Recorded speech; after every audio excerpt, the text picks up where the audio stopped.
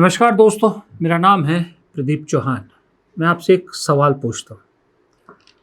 मोदी जी राजनीति से संन्यास लेंगे, क्या आप इस पर विश्वास करेंगे? कुत्ते की दुम सीधी हो जाएगी, क्या आप इस पर विश्वास करेंगे? या तीसरा ऑप्शन कि अडानी का चैनल निष्पक्ष पत्रकारिता करेगा।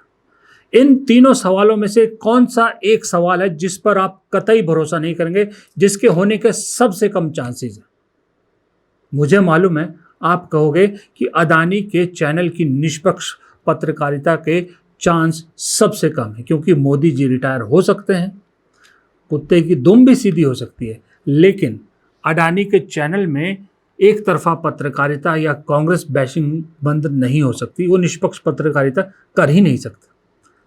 इस देश के दूसरे बाकी मीडिया हाउसेस आज तक पे आप सोच सकते हैं कि शायद वो वापस लौट आए, निष्पक्ष पत्रकारिता करें। एक इंडिया टीवी, एक नेटवर्क 18 के अंबानी के चैनल और एक अडानी के चैनल एनडीटीवी। ये कतई आपको, जब तक ये बीजेपी की सत्ता है, निष्पक्ष पत्रकारिता आप इन चैनल से उम्मीद ही नहीं कर सकते। लेकिन उसके बावजूद मालूम है कि राहुल गांधी को इन सबको रोज आईना दिखाना होता है। राहुल गांधी आईना दिखा दिखा कर थक गए हैं। वो भी समझ गए हैं कि ये ढीठ है, ये बदलेंगे तो नहीं, लेकिन वो फिर भी अपना काम कर रहे हैं। और दूसरा, राहुल गांधी की लगातार लड़ाई किसके खिलाफ है? दो मोदी जी के बड़े दोस्तों के खिलाफ। तो जब नेता आपका उनके खिलाफ लड़ रहा है, अडानी जी पे वो राहुल गांधी मुद्दे उठाते हैं, सब कुछ कहते हैं, उनके चैनल को गरियाते हैं, फिर उन्हीं की पार्टी के नेता अगर इन चैनलों की सेवा भक्ति में, पूजा में और यशगान में लग जाएं तो फिर क्या करेंगे? फिर जनता हंसेगी नहीं तो क्या करेगी? हम जैसे लोग हंसेंगे नहीं, सवाल नहीं पूछेंगे तो क्या करेंगे? आपको मालूम है अभी कुछ दिन पहले एनडीटीवी ने अपना नाम का थोड़ा सा रूप बदला है। एनडीटीवी 24/7 जो डॉक्टर प्रणव रॉय ने शुरू किया था, जो सही में पत्रकारिता का एक इंस्टीट्यूट था, दुनिया में माना जाता था। अब किस तरह से प्रणव रॉय से ये चैनल छीना गया, ये कहानी आप सबको मालूम है, इसको दोहराने की जरूरत नहीं है। उस एनडीटीवी का 24/7 हटा के सिर्फ एनडीटीवी नाम कर दिया गया है। ये बदलाव किया गया है। तो सोचिए, अगर बीजेपी के लोग बधाइयां दें, मुबारकबाद दें तो समझ में आता है। यहां तो कांग्रेसियों का बधाइयों देने का तांता लग गया। जी हां, कांग्रेसी नेता ट्विटर पर, एक्स पर बढ़ चढ़कर एनडीटीवी को बधाइयां दे रहे और उनकी सच्ची पत्रकारिता के गुणगान कर रहे हैं।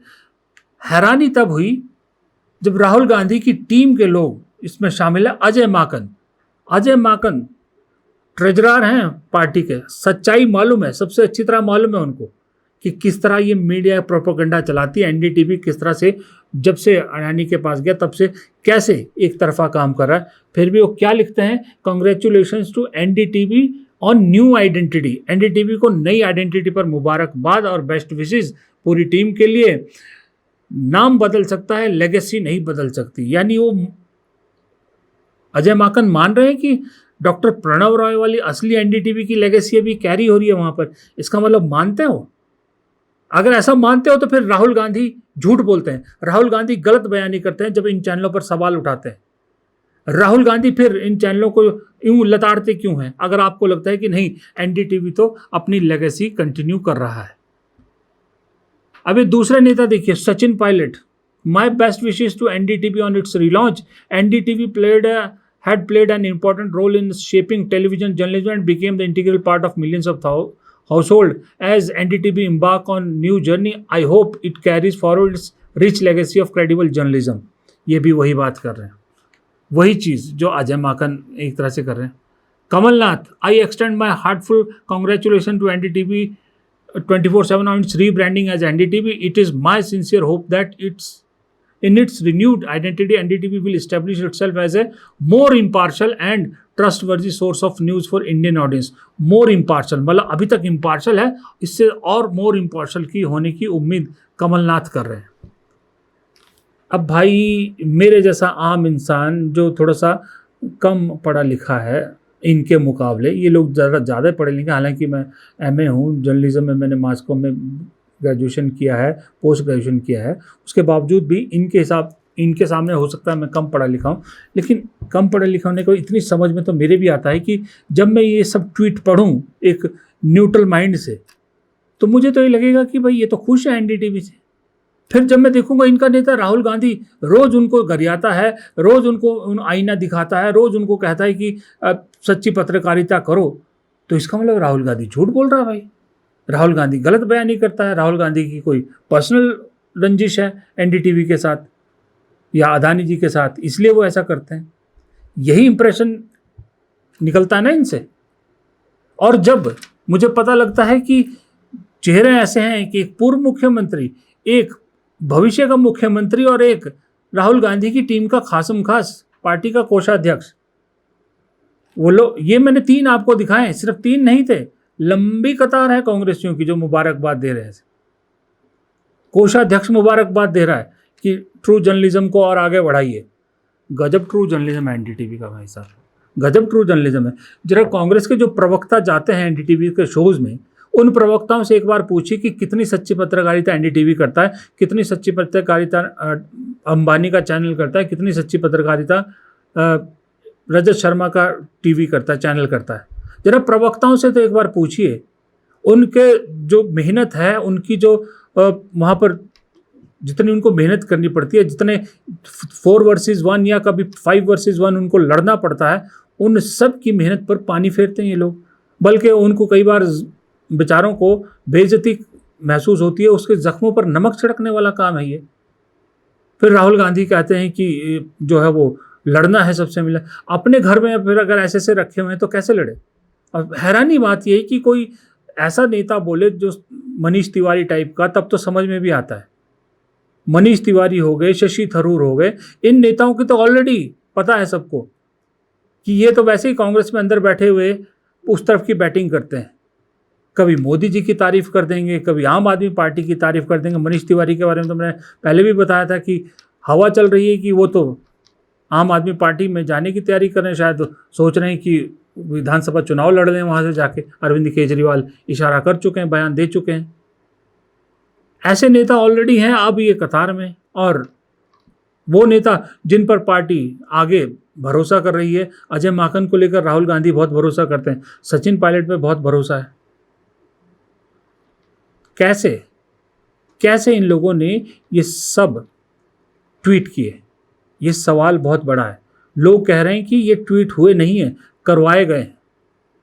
दबाव आया, किसका दबाव आया, कैसा दबाव आया?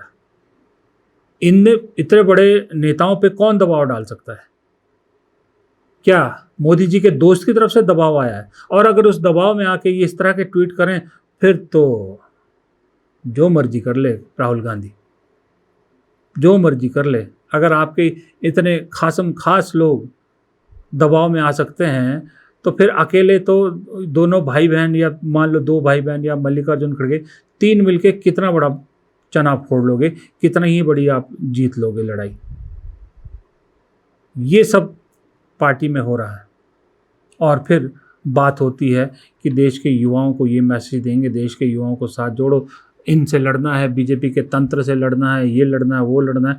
मुझे बड़ा हैरानी हुई, एक तरफ कांग्रेस के लोग सेलिब्रेट कर रहे हैं कि अमित मालवीय को, बीजेपी के आईटी सेल के हेड को हटवाने पर मजबूर कर दिया हमने, सोशल मीडिया पर इतनी मात दे दी। दूसरी तरफ ये हो रहा है। और सबसे बड़ी बात उस मीडिया के लिए जिस मीडिया को अब देखने वाला कोई नहीं बचा।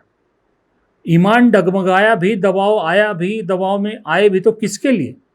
अरे भाई, अभी रिसेंटली 2 महीने में सारा साफ हो गया कि इस देश की पूरी गेम अब सोशल मीडिया पर चलती है। सोशल मीडिया पर जिसका दबदबा, राजनीति में उसका दबदबा। इन चैनलों को तो कोई देखने वाला नहीं है। बहुत से चैनलों में तो एंकरों की छुट्टी हो रही है, मोटे मोटे पैकेज वालों को घर भेजा जा रहा है, क्योंकि व्यूअर नहीं मिल रहे, टीआरपी नहीं मिल रही। उसके बावजूद उस एनडीटीवी को, जो शायद 5वें 6वें नंबर पर है टीआरपी में, उसके लिए इतनी भक्ति। तो ये भक्ति फिर चैनल के लिए तो नहीं है। मैं साफ कह रहा हूँ आपको, ये जो भक्ति है, ये जो प्यार मोहब्बत है, ये जो इंस्पिरेशनल चीज़ें लिखी गई है, ये चैनल के लिए तो नहीं है, चैनल के पत्रकारों के लिए नहीं है। ये दरअसल संदेश चैनल के मालिक को था। मैं डंके की चोट पर यह कह रहा हूँ, किसी को मुझ पर डेफामेशन करना है कर लीजिए, लेकिन मैं डंके की चोट पर कह रहा हूँ ये चैनल के मालिक को खुश करने की कवायद है। नमस्कार।